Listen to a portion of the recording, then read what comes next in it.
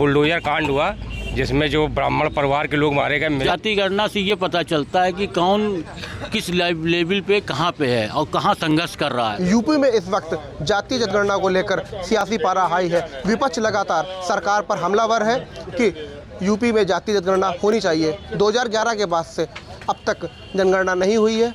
2021 में होने वाली थी, लेकिन कोविड के वजह से जाति जनगणना नहीं हो पाई थी। हमारे साथ कुछ लोग मौजूद हैं, आइए इनसे हम बात करेंगे, जानेंगे कि जाति जनगणना होनी चाहिए और क्यों होनी चाहिए। सर, क्या शुभ नाम है आपका? हमारा नाम है विक्रम सिंह। विक्रम जी, एक बात बताइए कि जाति जनगणना के समय माहौल बहुत ज़्यादा गर्म है और विपक्ष सरकार को घेरने का प्रयास कर रहा है। क्या लगता है क्यों जाति जनगणना होनी चाहिए?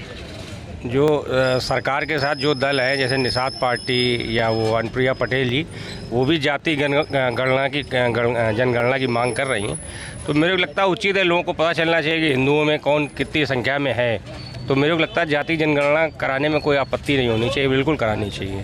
पता चल रहा है ये समाज को कितने प्रतिशत कौन सी जातियां हैं और उन्होंने क्या समाज में पाया है, रोज़गारों में क्या पाया, गरीबी की रेखा के नीचे कितना, इसमें कोई बुराई नहीं है। अभी देखिए वो जो एक बुलडोजर कांड हुआ जिसमें जो ब्राह्मण परिवार के लोग मारे गए, कानपुर देहात, मेरे को तब तकलीफ हुई। उनकी गरीबी देखी किसी ने, कितनी गरीबी है। अब तो इससे सरकार को आंकड़े जो ये जो पॉलिसी ऊपर से डिसाइड होती है, तो इससे एक सही दिशा मिलेगी, सही पॉलिसियाँ बनेंगे कि गरीबों का उत्थान कैसे हो। मेरे ख्याल से जाति जनगणना होनी चाहिए, कोई बुराई नहीं है। सरकारें बराबर बचती नजर आ रही हैं जी, सरकारें बराबर बचती नजर आ रही हैं। नहीं, जाति मतगणना तो होनी चाहिए और इसमें ये जाति गणना भी ये नहीं कि ये सवर्ण है, ये बैकवर्ड है, और वो किसी भी रूप का हो, वो गरीब अमीर सभी है उसमें। तो जाति गणना से ये पता चलता है कि कौन किस लेवल पे कहाँ पे है और कहाँ संघर्ष कर रहा है। और जीवन में सभी ऊंच नीच और जातियों के आधार पर सब बटा है। ये वर्णवार है, वर्णों के आधार पर सबका निर्णय होना चाहिए। जाति मतगणना बहुत ज़रूरी है। अखिलेश यादव अभी तक जब सरकार में थे तब उन्होंने कभी भी इसकी मांग नहीं उठाई, लेकिन अभी हाल ही में जब विपक्ष में आए, क्यों मांग उठा रहे हैं? ऐसा है कि जाति जनगणना जो हो रही है, ये मेरे हिसाब से अभी जैसे मान लीजिए मुस्लिम है वो सब एक है और हिंदू है, इसको एक बांटने की बहुत बड़ी साजिश है। मेरे हिसाब से तो जो है ये नहीं होना चाहिए। हाँ, अमीरी गरीब की एक गणना हो जाए वो एक ठीक है, पर आज हम लोग हिंदू हैं, हिंदुत्व को लेके चलना है, इस तरह बांटना नहीं चाहिए। और वैसे ही बट रहा है इतना जो है, और एक जो है ये कर दो कि ये वैश्य है, ये ब्राह्मण है, ये ठाकुर है, ये ओबीसी है और ये है, तो मेरे हिसाब से तो नहीं होनी चाहिए। हाँ, गरीब है, गरीब की गणना होनी चाहिए और वो ज़रूरी है। भाजपा सांसद जो सुब्रत पाठक है, उन्होंने हाल ही में एक प्रेस कॉन्फ्रेंस के जरिए कहा है कि हिंदू जनगणना भी होनी चाहिए, धार्मिक जनगणना। सबकी बराबरी के लिए, सामाजिक समरसता के लिए जाति जनगणना बहुत ज़रूरी है। सामाजिक समरसता लाने के लिए जाति जनगणना बहुत ज़रूरी है, क्योंकि जाति जनगणना होगी नहीं तब तक कैसे पता चलेगा किस बिरादरी की कितनी है, किसको कितनी आवश्यकता है। कुछ चंद लोग, बहुत ज़्यादा आबादी होते हुए भी उनको हिस्सा नहीं मिल पा रहा है। इसके लिए जातीय जनगणना होकर के समाज में पता तो चल जाए किसकी कितनी बराबरी है, किसकी कितनी जातियाँ हैं, किसको क्या मिलना चाहिए, किसको क्या नहीं मिलना चाहिए। तो इसे वोट बैंक की राजनीति नहीं कहेंगे? बिल्कुल वोट बैंक की राजनीति है, ये हर पार्टियाँ वोट बैंक की राजनीति करती हैं। अब समाजवादी पार्टी इसकी मांग उठा रही है, क्या लगता है आपको कि क्या फूट डालो राजनीति नहीं है? नहीं, फूट डालो राजनीति नहीं है, होना चाहिए। सरकार जो बजट बनाती है, सरकार जो इसको जाति के हिसाब से बनाएगी, कौन सी बिरादरी के कितने लोग हैं, कौन सबसे ज़्यादा दबा है, कौन ज़्यादा पिछड़ा है, कौन आगे है, उसको आगे बढ़ाने का काम करेगी सरकार। अगर जाति जनगणना ईमानदारी से लागू करनी है तो जो सबसे दलित परेशान है, जिस बिरादरी का भी वो XYZ, तो उसको हिसाब से उसको संसाधन उपलब्ध कराने चाहिए, उसको उसी हिसाब से रोज़गार मुहैया कराना चाहिए। जो जिसके पास नहीं है, जो बिरादरी दबा हुआ है, उसको सरकार को कराना चाहिए। इसलिए जाति गणना में कोई बुराई नहीं है। जाति गणना ईमानदारी से और उसको लागू होना चाहिए, में कोई बुराई नहीं है। जाति गणना अंग्रेजों ने क्या किया उससे मतलब नहीं, बाकी तो राजनीति है, लेकिन जाति गणना होना चाहिए। और जिस जाति को नहीं मिल रहा कुछ, उसको मिलना चाहिए। संसाधन, सरकार के द्वारा सुविधाएं, सरकार के द्वारा स्कीमें, वो मिलनी चाहिए उसको। आपको लगता है कि एजेंडे के तहत ये काम हो रहा है? अब सरकार है, सत्ता है, विपक्ष है, तो अपना उनका काम है। लेकिन जहाँ तक सच बात यह है कि मिलना चाहिए लोगों, जो बहुत गरीब है, किसी वर्ग का हो, उसको मिलना चाहिए। सरकारें क्यों बचती नजर आ रही हैं? सरकारें बच रही, राजनीति है वोट बैंक की, हमारा वोट बैंक चला जाएगा, इसलिए बच रही सरकारें। सरकारों को अगर देश से या समाज से मतलब होता तो बहुत पहले हो गया होता बहुत कुछ काम। सरकारें सिर्फ अपना सत्ता देख रही हैं। ये भी तो जातिवाद एक तरह से हो जाएगा। युवाओं के रोजगार पे कौन बात करेगा? कोई नहीं बात कर रहा युवा के रोजगार पे। अगर जाति गणना हो जाए तो जो सबसे ज़्यादा, जिसके पास रोजगार ना हो, जो सबसे ज़्यादा परेशान बिरादरी का हो, सबसे ज़्यादा गरीब बिरादरी का हो, उसको पहले रोजगार मिलना चाहिए, उसको रोजगार दो। सामाजिकता कैसे आएगी, सामाजिकता कैसे आएगी?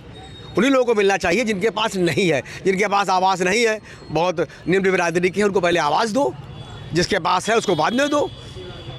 तो इस सरकार को करना पड़ेगा। जाति जनगणना खाली वोट बैंक लेना हो, जाति जनगणना से जो उद्देश्य है सरकार का वो पूरा होना चाहिए, और हमको लग रहा है कि सरकार पूरा करेगी अपना उद्देश्य। देश की समानता और उत्थान को देखते हुए जाति जनगणना की अपेक्षा इसको जो है आर्थिक जनगणना के हिसाब से देश में अगर कार्य किया जाए तो ज़्यादा उचित होगा, क्योंकि देश में समानता लाना है तो गरीब और अमीर को बराबर लेके आए तो जात से ऊपर बढ़ के देश आगे बढ़ेगा। मेरा कहना तो ये है। क्या करते हैं आप? हम पढ़े लिखे व्यक्ति हैं, थोड़ा बहुत जानकार हैं। क्या शुभ नाम लिखते हैं? अरुणेश निगम नाम। तरीके से उत्तर प्रदेश सरकार और भारत सरकार ईमानदारी की बात करती है, तो इनकी परिभाषा में तो ईमानदारी जरूर रहती है, लेकिन नीचे तक पे जैसे कानपुर है, मैं कानपुर का रहने वाला हूँ, कानपुर के कलेक्ट्रेट विभाग, जहाँ पे भ्रष्टाचार का तो वो स्वरूप है। जब कांग्रेस और सपा की गवर्नमेंट थी तो 100 रुपया लगता था घूस देके कोई काम कराने का, और आज वो 500 रुपया लगता है। क्यों? सरकार तो जीरो टॉलरेंस पे काम कर रही है। लेकिन ऊपर का आदेश है, परिभाषा में ही है खाली, और कुछ नहीं है। नीचे वही भ्रष्टाचार आज भी बना हुआ है। अगर आपका मेरी बात पे विश्वास नहीं हो रहा है तो आप जाइए, कह दीजिए मुझको एक आय प्रमाण पत्र बनाना है, तो बता देंगे। पहले वो बनता था 60 रुपये में, आज बनता है 160 रुपये में। तो वो 160 रुपये, महंगाई बढ़ी है ना अब तो महंगाई बढ़ी तो क्या घूस भी बढ़ा देंगी क्या गवर्नमेंट? क्या महंगाई का घूस से कोई मतलब है? हमारा तो ये है कि देश में घूस को रोको, अत्याचार को रोको, भ्रष्टाचार को रोको। इन चीज़ों पे हम लोगों का इस गवर्नमेंट को कार्य करना चाहिए। तो जहाँ पे भ्रष्टाचार की शुरुआत घूस से होती है, अगर घूस पे आप रोक लगा देगी गवर्नमेंट, न्याय प्रति काम होने लगेगा, उसी दिन सब कुछ हो जाएगा। जैसे जन सूचना का अधिकार जो कांग्रेस गवर्नमेंट लाई थी, जिससे बहुत लोगों में दबाव बना, आज जन सूचना अधिकार के तहत अगर कोई सूचना मांगी जाती है तो उसको 3 बार 4 बार रिमाइंडर देना पड़ता है, तब उसका जवाब मिलता है, और नहीं तो जवाब ही नहीं मिलता है। तो ये क्या है? ये भी एक भ्रष्टाचार है। आप अपनी सच्चाई नहीं दे रहे हो नियमावली के अनुसार, तो ये क्या है?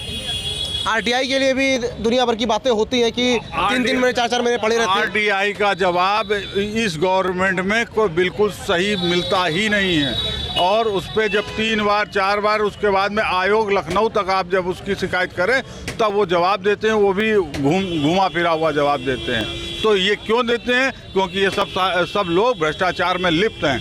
और में जिस हिसाब से आज देश को 2 भागों में बांट दिया गया है, पहले ये हमेशा बढ़ता रहा। पहले मुस्लिम और अंग्रेज़ों ने बांटा मुस्लिम और हिंदू को, उसके बाद में हम लोगों ने जातिगत आधार पे बांटा, जातिगत आधार के बाद में फिर हिंदू मुस्लिम आ गया, और आज जो है हिंदू और मुस्लिम के बिहाफ पे देश में वोटिंग का परसेंटेज बढ़ रहा है, और कुछ नहीं हो रहा है। तो बीजेपी तो हिंदुत्ववादी पार्टी है, तो अगर सरकार हिंदुत्ववादी पार्टी अगर बीजेपी है, वो कहती है मुसलमानों का विरोध करती है। बिल्कुल, अगर विरोध करती है तो भारतीय जनता पार्टी के जितने बड़े नेता हैं सबके घर की लड़कियां मुसलमानों के यहाँ शादी हुई है।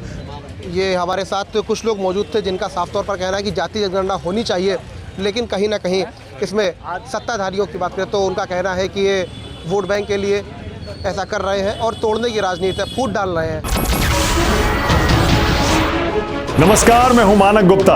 अगर आपको हमारा ये वीडियो पसंद आया हो तो इसे लाइक और शेयर जरूर करें, और हां, हमें सब्सक्राइब और फॉलो करना ना भूलें ताकि आप देश और दुनिया की कोई खबर मिस ना करें। तो जुड़े रहिए हमारे साथ और देखते रहिए News 24।